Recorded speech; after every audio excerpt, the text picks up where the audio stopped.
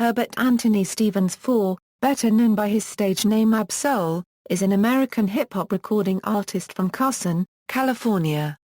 In 2007, he signed to indie record label top Dawg Entertainment, where he eventually formed West Coast hip-hop group Black Hippy, alongside his label mates and fellow California-based rappers J-Rock, Kendrick Lamar and Schoolboy Q. He is perhaps best known for his introspective lyrics and his 3 independent albums under TDE, Longterm Mentality, Control System and These Days, which were all released to generally positive reviews and moderate success. Early life: Ab-Soul was born Herbert Anthony Stevens IV on February 23, 1987, in Los Angeles, California. Not soon after, his family relocated to Germany, where his biological father was stationed in the military. Stevens spent the first 4 years of his life in Germany, right up until his parents split and he and his mother subsequently moved back to the United States, to live in his grandmother's house, in the suburban area of Carson, California. He once recalled being 5 years old, "I was serious into video games and basketball, at 5. But video games for sure. FIFA What was that? Nintendo? Sega? Sonic the Hedgehog? Teenage Mutant Ninja Turtles on TV.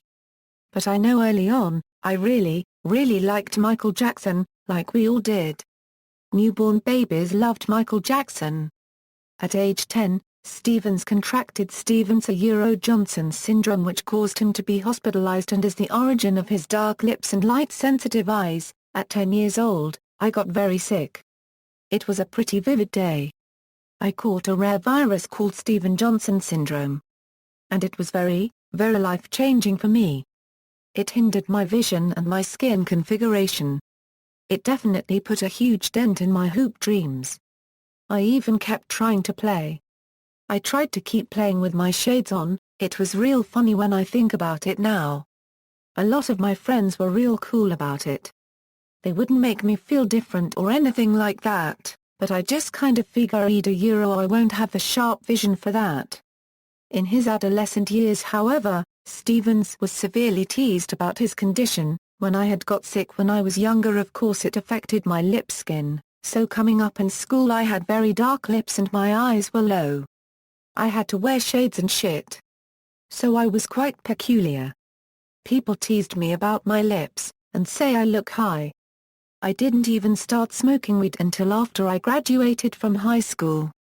Stevens encountered music at a very young age, due to his family owning a record store. Stevens also began crafting his rapping skills at an early age. "I was on Black Planet Freestyle Chat, rapping my ass off. Text battle. It is a very interesting world. I think that it still exists online, where you freestyle but you type it. They call it keystyle. I think that was where I developed my rhyming skills. I had been rapping a little earlier, maybe around 12 years old, but when I hopped online and into that culture, the text-chi culture, it really got me going as far as being a rapper." Stevens claims to have written his first verse when he was 12 years old, to the beat of Twister's Emotions. "I was like, I can do this. I'll try it out. And I wrote it out. That's a day I remember vividly. From that moment I've had a very keen interest in the whole craft. Being a big fan of words and making the real connection with them. Saying things that can make your eyes open up. I can say something and I can turn heads." Nevertheless, rapping was just a hobby for Stevens, whose parents had a different future in mind for him. "My parents saw a bright, college-type future for me, like as a lawyer, doctor, engineer, or something of that fashion. They put me in these high, gifted courses in school. I don't know how they went about doing that, but I was in them. I think with them wishing that upon me, I imagined it early on. I wasn't too set on being a rapper just yet at 15, it was just some real cool shit."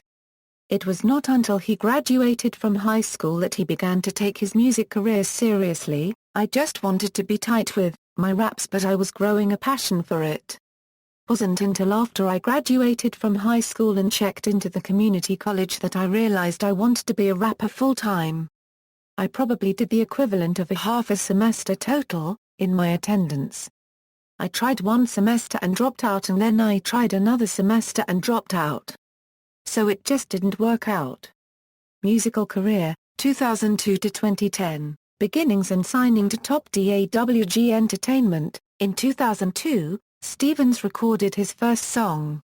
In 2005, he signed a recording contract with Street Beat Entertainment, but just a year later, in 2006, he met Punch, president and chairman of Carson-based indie record label, top Dawg Entertainment, who, as Stevens says, saw more in his music than metaphors and punchlines. As soon as I had graduated from high school, I had signed an independent contract with a small label called Street Beat Entertainment. Took it as a learning experience. But during that time, I had started working with TDE. That deal was for 2 years, so as soon as that was up, I built a relationship with TDE and became a member of that family. Before signing to TDE, Stevens was a part of a rap group called Area 51, alongside Brooklyn native and fellow American rapper Snake Hollywood. In 2007, Stevens officially became part of the top Dawg roster, which already boasted fellow up-and-coming rappers J-Rock and K. Stevens states the book The Autobiography of Malcolm X is one of the texts that really enlightened him, saying, "It just taught me a lot about people, religion, society, possibilities in society, success, and things like that. From there, I've just been very observant about a lot of the major political figures or religious figures that we have, and I've been keeping a close eye to them. It may seem transparent, but ultimately it's very important to draw your own conclusions." In 2008, he began recording music for his debut mixtape, at the TDE recording studio, House of Pain. In December 2008, Stevens released his first music video, for a song from the mixtape titled A Day in the Life, through YouTube. The mixtape, entitled Longterm, was released in January 2009. It was the first in a series, that Stevens claims will have 4 installments. When I did the first Longterm, I knew that there would be 4 of them. When I did the first one. So there will be 4 of them, Longterm 1, 2, 3, and 4. So right now we're at 2.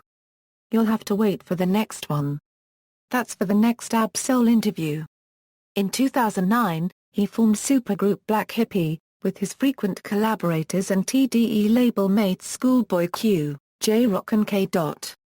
Stevens released his second mixtape, and the sequel to his first, on June 28, 2010. The tape, titled Longterm 2, Lifestyles of the Broke and Almost Famous, was highly acclaimed and featured Stevens singing on several songs. 2011, Longterm Mentality. In February 2011, Ab-Soul revealed he was working on a project titled Longterm Mentality, and subsequently released Hell Yeah, a track featuring Schoolboy Q. On February 22, 2011, Stevens released another promotional recording taken from the album, Moscato, a collaboration with another fellow Black Hippy, Kendrick Lamar. In February 2011, Stevens also embarked on the Road to Paid Dues concert tour, after being enlisted by fellow American rapper Murs. On March 21, 2011, Stevens released the music video for a song titled Nothing New, in promotion for the album. On March 25, he released Gone Insane, the 4th track Liberated that was taken from the album. On March 30, a trailer for Longterm Mentality was released via top Dawg Entertainment. On April 1, 2011, he released the music video for Gone Insane, directed by top Dawg in-house directors Fredo Torva and Scott Fleischman. Stevens has stated the respective independent albums of his label mates partly inspired material on Longterm Mentality. I compare the process behind Longterm Mentality to the process with all of my joints. Kendrick's OD had came out and Q's Setbacks had came out. I had these bodies of work to go off of as references, as inspiration. I hear what Kendrick is talking about, I hear what Q is talking about, I heard what J-Rock was talking about. So how am I going to piece this all together and add my own 2 cents too? How do I continue the sound but have my individuality as an artist? It's the same challenge every single time. Stevens released his first independent album, under top Dawg Entertainment, exclusively through iTunes on April 5, 2011. The album subsequently peaked at number 73 on the US top R&B hip-hop albums. The album, although its title is Longterm Mentality, is not the third part of his long-term series. 2012, Control System. Soon after the release of Schoolboy Q's second independent album, Habits and Contradictions, Stevens began promoting his second independent album, releasing a song titled Black Lip Bastard, on January 17, 2012. The song was produced by TDE in-house producer Willie B. On February 28, 2012, Ab-Soul, alongside Schoolboy Q, appeared on Sway Calloway's Sway in the Morning radio show, where Ab-Soul called Black Lip Bastard pretty much one of the title tracks. The first song that appears on the album, to be released, was Show in Love, also produced by Willie B. On March 24, Schoolboy Q announced the Groovy Tour, a month-long tour with Ab-Soul accompanying him the entire way. The tour began on April 20, at the Bill Graham Civic Auditorium in San Francisco, California. On April 6, 2012, Ab-Soul liberated a song titled Terrorist Threats. The song features frequent collaborator Jenna copyright Iko and fellow American rapper Danny Brown, who proclaimed on Twitter that Black Hippy the new Beatles and I'm Harry Nilsson. On April 17, 2012, Ab-Soul revealed the album's title to be Control System and unveiled the release date to be May 11, 2012.